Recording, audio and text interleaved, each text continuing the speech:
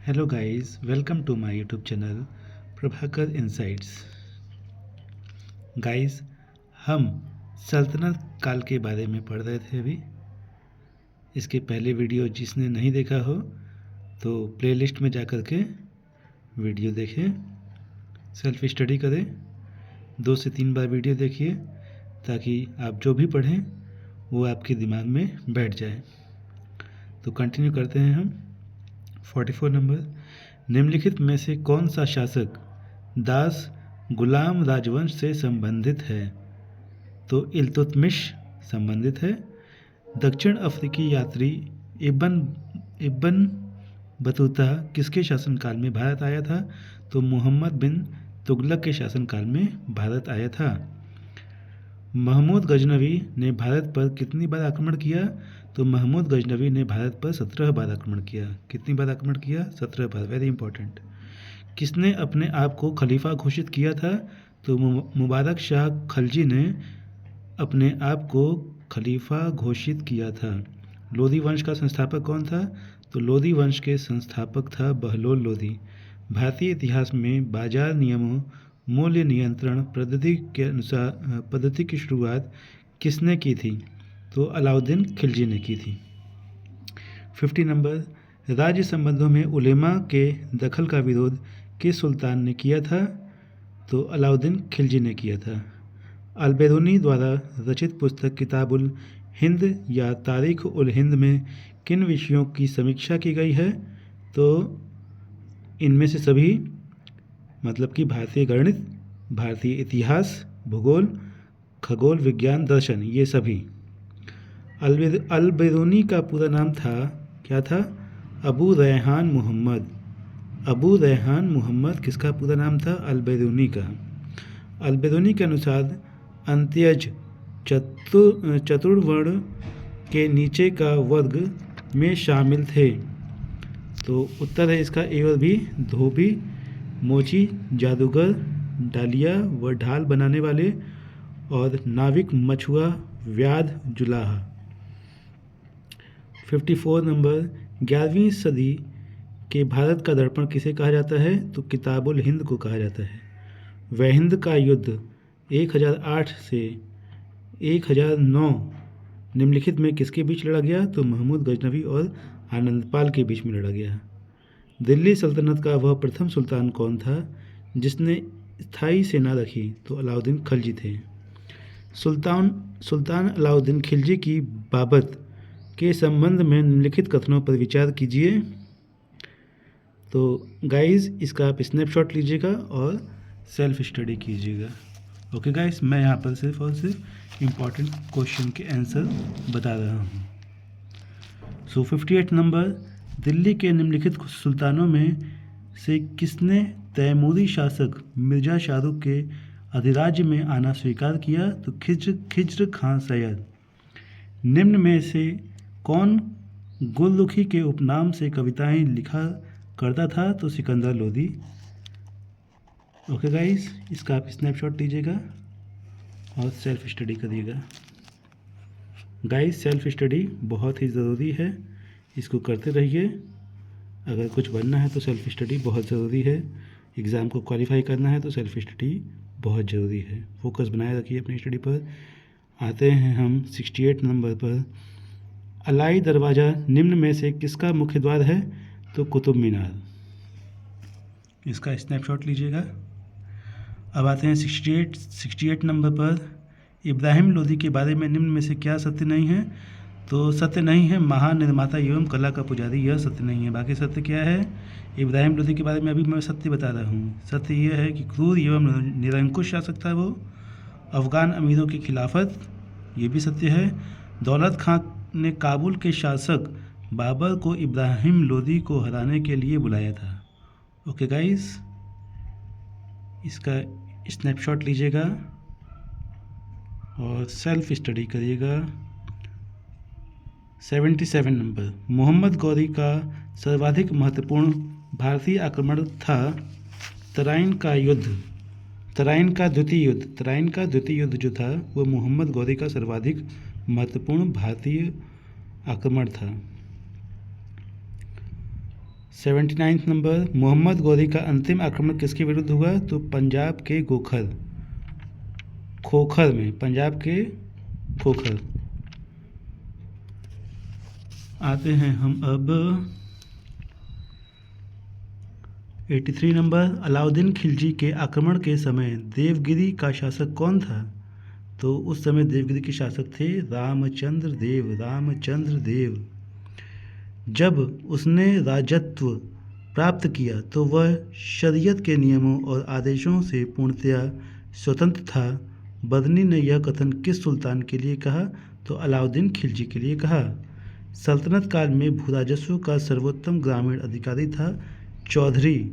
तैमूर के आक्रमण के बाद भारत में किस वंश का राज स्थापित हुआ? तो सैयद वंश का राज स्थापित हुआ। निम्नलिखित में से किस सुल्तान के दरबार में सबसे अधिक गुलाम थे? तो फिरोज तुगलक। निम्नलिखित में से किस सुल्तान ने बेरोजगारों को रोजगार दिया? तो फिरोज तुगलक ने बेरोजगारों को रोजगार दिया। निम्नलिखित में से किस सुल्तान ने फलों की गुणवत्ता सुधारने के लिए किए गए उपाय किए? तो फिरोज तुगलक ने फलों की गुणवत्ता सुधारने के लिए उपाय किए। नालंदा विश्वविद्यालय के विनाश का कारण है मुसलमान। 91 नंबर, तबकात ए नासिरी का लेखक कौन था? तो मिनहाज उस सिराज।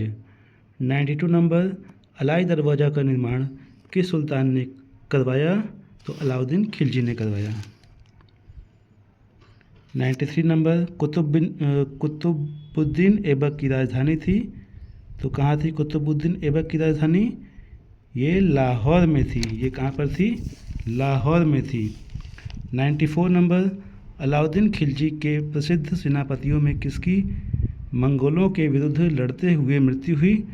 तो जफ़र खां। आंसर क्या है इसका? जफ़र खां। आगे चलते हैं हम, अभी हम कंटिन्यू करेंगे और इसको हम फिनिश करेंगे आज।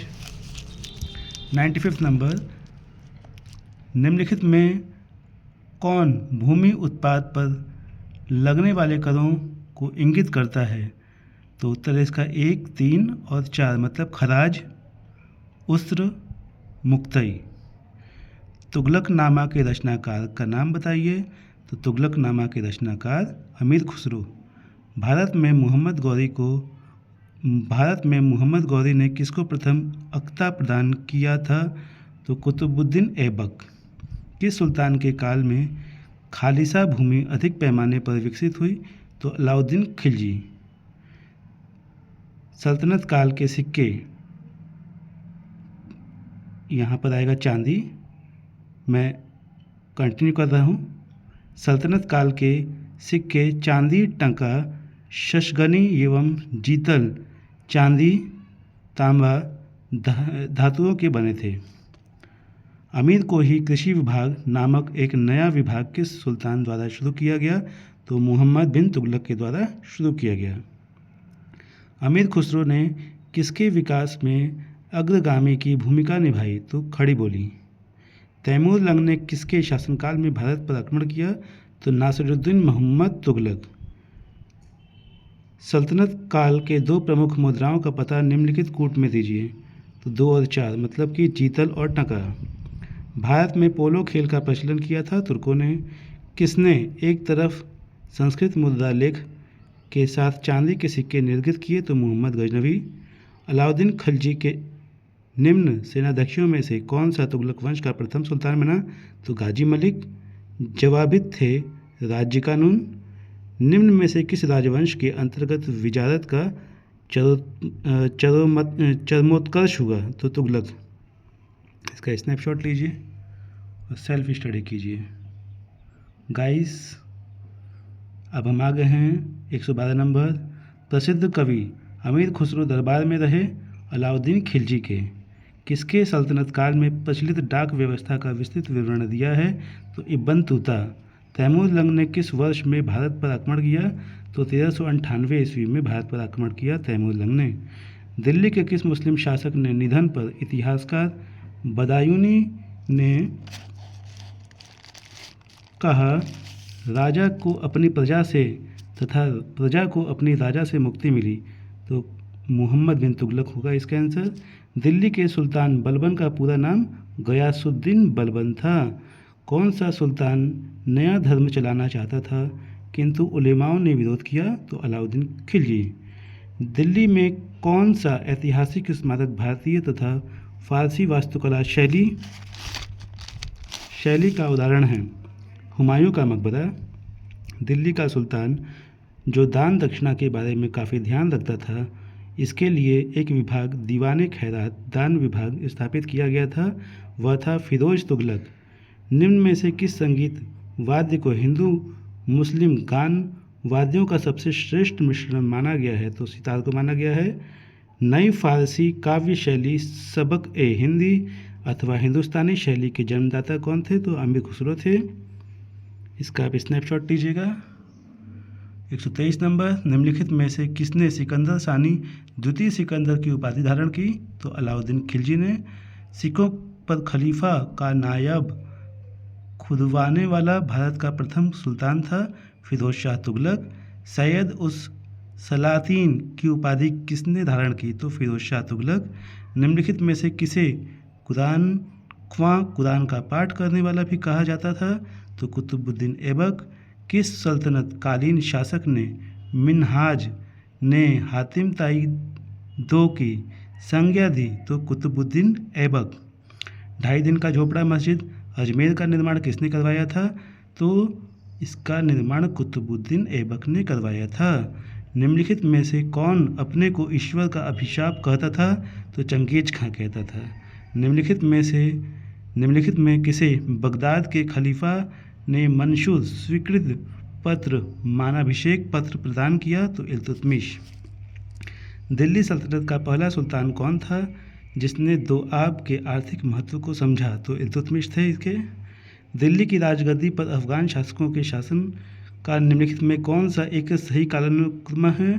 तो इसमें बहलोल लोदी, सिकंदर शाह लोदी, इब्राहिम लोदी, ये सही कालानुक्रम है।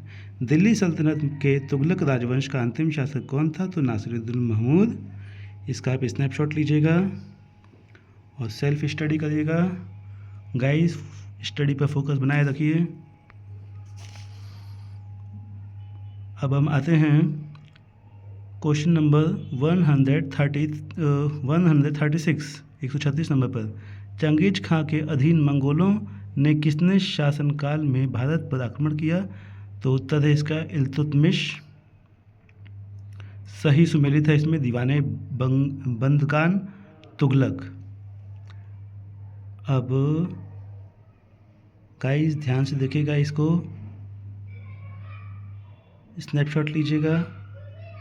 Self study is very very important, so आप सेल्फ स्टडी करिए।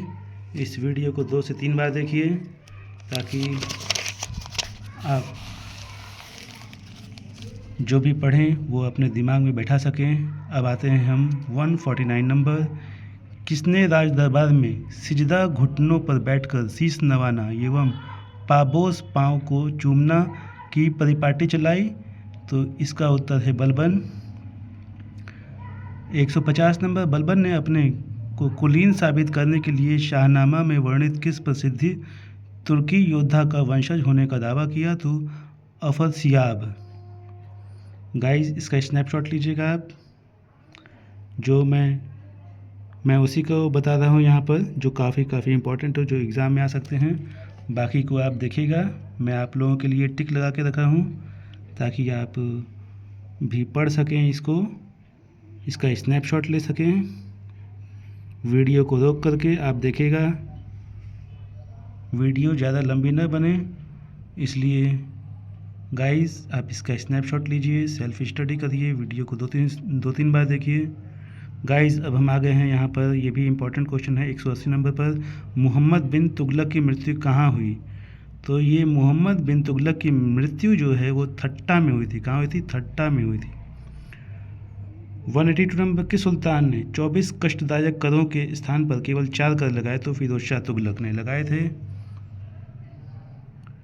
184 नंबर। किस सुल्तान ने अपनी आत्मकथा फितुहात ए फिरोज शाही लिखी? तो फिरोज तुगलक ने लिखी थी। 186 नंबर, फिरोज तुगलक द्वारा स्थापित दार उल शफा क्या था? तो एक खैराती अस्पताल था। किसने भूमि मापने का पैमाना गज सिकंदी का प्रचलन किया? तो सिकंदर लोदी ने किया। किस मुस्लिम शासक के सिक्कों पर देवी लक्ष्मी की आकृति बनी है? तो Mohammad Ghori. This is very important, एक बार फिर से ध्यान से सुनिएगा। किस मुस्लिम शासक के सिक्कों पर देवी लक्ष्मी की आकृति बनी है? तो मोहम्मद गौरी है इसका उत्तर। जौनपुर राज्य का अंतिम शासक कौन था? तो जौनपुर राज्य का अंतिम शासक हुसैन शाह थे। कौन थे? हुसैन शाह थे। इसका स्नैपशॉट लीजिएगा। अब आ गए हम 191 नंबर, दिल्ली के किस सुल्तान ने ब्राह्मणों पर जजिया कर लगाया? तो फिरोज तुगलक ने जजिया कर लगाया था। चंगेज खां का मूल नाम था तेमुचिन। चंगेज खां का मूल नाम था तेमुचिन। ओके गाइस, तो चैनल को सब्सक्राइब कर लीजिएगा, वीडियो को लाइक कर दीजिएगा और बेल आइकन पर क्लिक कर दीजिएगा ताकि आपके पास इसी तरह की नोटिफिकेशन, नॉलेजेबल वीडियो मिलती रहें और आपका ज्ञान दिन पर दिन बढ़ता रहे। Okay guys, thank you for watch this video.